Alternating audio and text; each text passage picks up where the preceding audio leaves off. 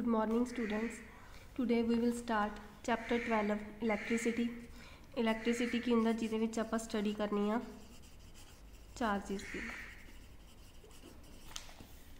Electricity ਨੂੰ ਆਪਾਂ ਕਿੱਥੇ ਕਿੱਥੇ ਯੂਜ਼ ਕਰਦੇ ਹਾਂ? Home, school, hospital, industries and so on.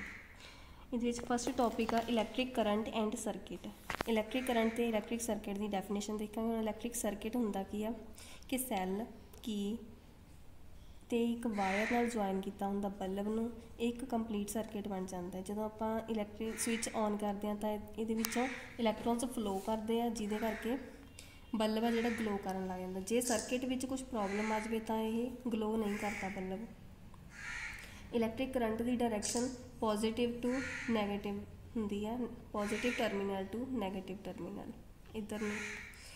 ਇਹਦੇ ਵਿੱਚ ਸਭ ਤੋਂ ਪਹਿਲਾਂ ਡੈਫੀਨੇਸ਼ਨ ਪੜ੍ਹਨੀ ਇਲੈਕਟ੍ਰਿਕ ਸਰਕਿਟ ਦੀ। ਇਲੈਕਟ੍ਰਿਕ ਸਰਕਿਟ ਕੀ ਹੁੰਦਾ? ਇੱਕ continuous and closed path of an electric current is called an electric circuit.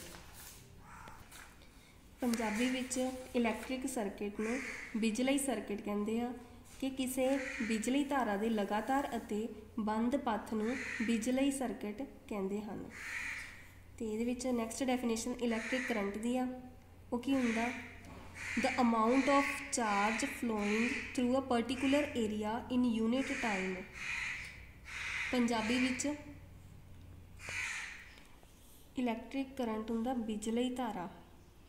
ਇਹ ਕੀ ਹੁੰਦਾ ਕਿ ਇੱਕ ਯੂਨਿਟ ਟਾਈਮ ਦੇ ਵਿੱਚ ਕਿਸੇ ਪਰਟੀਕੂਲਰ ਏਰੀਆ ਦੇ ਵਿੱਚੋਂ ਕਿੰਨੇ ਅਮਾਊਂਟ ਦਾ ਚਾਰਜ ਫਲੋ ਕਰਦਾ। ਅਤੇ ਇੱਕ ਹੋਰ ਡੈਫੀਨੇਸ਼ਨ ਹੈ ਇਹਦੀ, it is the rate of flow of electric charges, ਕਿ ਕਿਸ ਸਪੀਡ ਨਾਲ ਇਲੈਕਟ੍ਰਿਕ ਚਾਰਜਿਸ ਫਲੋ ਕਰ ਰਹੇ ਨੇ। ਇਹਦੇ ਵਿੱਚ ਇੱਕ ਇੰਪੋਰਟੈਂਟ ਪੁਆਇੰਟ ਆ, in an electric circuit the direction of electric current is taken as opposite to the direction of flow of electrons which are negative charges. ਕਿ ਜਿੱਧਰ ਨੂੰ ਕਰੰਟ ਫਲੋ ਕਰ ਰਿਹਾ, ਜਿੱਧਰ ਨੂੰ ਕਰੰਟ ਦੀ ਡਾਇਰੈਕਸ਼ਨ ਆ ਤਾਂ ਇਲੈਕਟ੍ਰੋਨਸ ਦੀ ਡਾਇਰੈਕਸ਼ਨ ਕਿੱਧਰ ਨੂੰ? ਉਦੋਂ ਓਪੋਜ਼ਿਟ ਨੂੰ। ਜੇ ਕਰੰਟ ਇੱਧਰ ਨੂੰ ਜਾ ਰਿਹਾ ਤਾਂ ਇਲੈਕਟ੍ਰੋਨਸ ਦੂਜੀ ਸਾਈਡ ਨੂੰ ਫਲੋ ਕਰਨਗੇ। ਨੈਕਸਟ ਕਰੰਟ ਦਾ ਫਾਰਮੂਲਾ ਕੀ ਹੁੰਦਾ? I is equal to Q upon T. I ਹੁੰਦਾ current is equal to Q ਹੁੰਦਾ ਚਾਰਜ ਅਤੇ ਟੀ ਟਾਈਮ। ਕਰੰਟ ਦੀ ਯੂਨਿਟ ਹੁੰਦੀ ਆ ਐਂਪੀਅਰ, ਚਾਰਜ ਦੀ ਕੂਲਮ, ਟਾਈਮ ਨੂੰ ਸੈਕਿੰਡ ਵਿੱਚ ਮੈਜ਼ਰ ਕਰਦੇ ਹਾਂ। ਤਾਂ 1 ਐਂਪੀਅਰ ਕਿਹਦੇ ਇਕੁਅਲ ਹੋ ਗਿਆ? 1 ਐਂਪੀਅਰ ਦੀ ਡੈਫੀਨੇਸ਼ਨ ਆ 1 ampere is constituted by the flow of 1 coulomb of charge per second। ਕਿ 1 ਕੂਲਮ ਦਾ ਚਾਰਜ ਫਲੋ ਹੋ ਰਿਹਾ 1 ਸੈਕਿੰਡ ਦੇ ਵਿੱਚ। ਇਹ ਫਾਰਮੂਲਾ ਹੋ ਗਿਆ। ਕਰੰਟ ਨੂੰ ਮੈਜ਼ਰ ਕਰਦੇ ਹਾਂ ਐਮੀਟਰ ਦੇ ਨਾਲ। Instrument use to measure current is ammeter. ਇਹਨੂੰ ਹਮੇਸ਼ਾ ਕਨੈਕਟ ਕੀਤਾ ਜਾਂਦਾ ਹੈ ਸੀਰੀਜ਼ ਦੇ ਵਿੱਚ। ਇਸ ਤਰ੍ਹਾਂ ਦਾ ਡਿਵਾਈਸ ਹੁੰਦਾ ਹੈ। ਇਹ 0 ਤੋਂ ਸਟਾਰਟ ਹੁੰਦੀ ਹੈ। ਇੱਥੋਂ ਰੀਡਿੰਗ ਨੋਟ ਕਰਦੇ ਹਾਂ, ਇੱਧਰ ਪੋਜ਼ੀਟਿਵ ਹੁੰਦਾ, ਇੱਧਰ ਨੈਗੇਟਿਵ। ਇਹਦੇ ਵਿੱਚ ਵਾਇਰਸ ਲਗਾ ਕੇ ਕਨੈਕਟ ਕੀਤੀਆਂ ਜਾਂਦੀਆਂ, ਫਿਰ ਰੀਡਿੰਗ ਨੋਟ ਕੀਤੀ ਜਾਂਦੀ ਹੈ ਇੱਥੋਂ। ਇਹਦੇ ਵਿੱਚ ਜਿਹੜਾ ਇਲੈਕਟ੍ਰਿਕ ਕਰੰਟ ਆ ਉਹ ਫਲੋ ਕਰੂਗਾ positive terminal to negative terminal. ਕਿਹਦੇ ਵਿੱਚ ਹੀ ਹੁੰਦੇ ਹੋਏ? ਬਲਬ ਦੇ ਥਰੂ ਅਤੇ ਐਮੀਟਰ ਦੇ ਥਰੂ ਫਲੋ ਕਰੂ।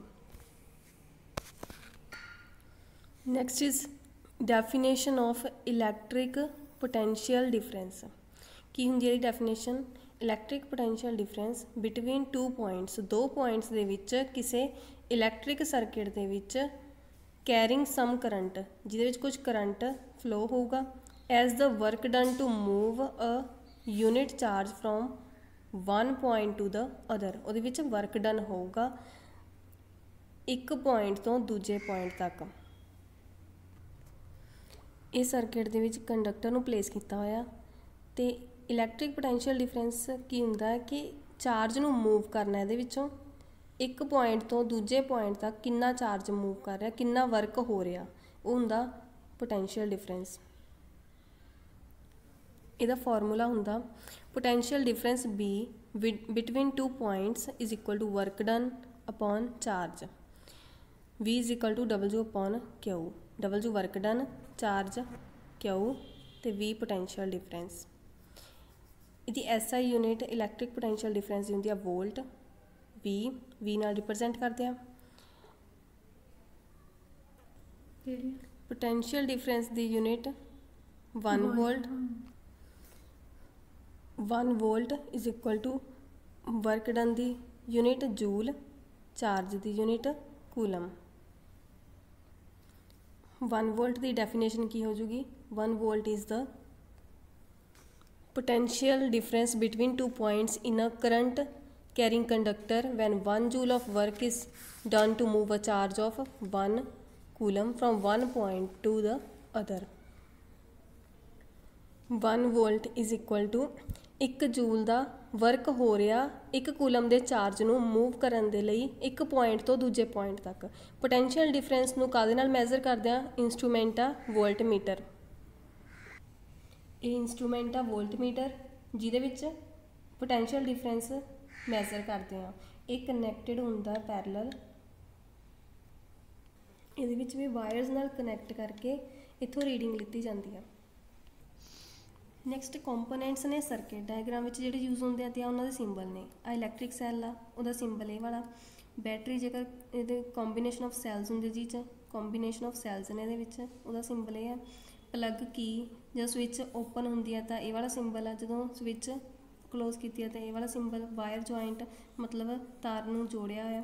ਵਾਇਰ ਕ੍ਰੋਸਿੰਗ ਵਿਦਾਊਟ ਜੁਆਇਨਿੰਗ, ਜੋੜੇ ਤੋਂ ਬਿਨਾਂ ਹੀ ਤਾਰਾਂ ਨੂੰ ਕੀ ਕੀਤਾ, ਕ੍ਰੋਸਿੰਗ ਕੀਤੀ ਹੈ ਇਹਦੇ ਵਿੱਚ। ਇਲੈਕਟ੍ਰਿਕ ਬਲਬ ਦਾ ਸਿੰਬਲ ਇਹ ਵਾਲਾ। ਇਹ ਰਜਿਸਟਰ ਆ ਆਫ ਰੈਜ਼ਿਸਟੈਂਸ ਆਰ, ਇਹਦੇ ਵਿੱਚ ਰਜਿਸਟੈਂਸ ਮੈਜ਼ਰ ਕਰਦੇ ਆ। ਰਜਿਸਟੈਂਸ ਕਹਿੰਦਾ ਕਰੰਟ ਵਿੱਚ ਰੁਕਾਵਟ ਪਾਉਣੀ, ਅਪੋਜ਼ ਕਰਨਾ ਕਰੰਟ ਨੂੰ। ਵੇਰੀਏਬਲ ਰੈਜ਼ਿਸਟੈਂਸ ਆ ਜਿਹਦੇ ਵਿੱਚ ਰੈਜ਼ਿਸਟੈਂਸ ਦੀ ਵੈਲਿਊ ਚੇਂਜ ਕਰ ਸਕਦੇ ਆ ਜਾਂ ਫਿਰ ਇਹਨੂੰ ਰਿਓਸਟੈਟ ਕਹਿੰਦੇ ਆ। ਐਮੀਟਰ ਵਿੱਚ ਕਰੰਟ ਮੈਜ਼ਰ ਕਰਦੇ ਹੁੰਦੇ ਆ, ਵੋਲਟਮੀਟਰ ਵਿੱਚ ਪੋਟੈਂਸ਼ੀਅਲ ਡਿਫਰੈਂਸ।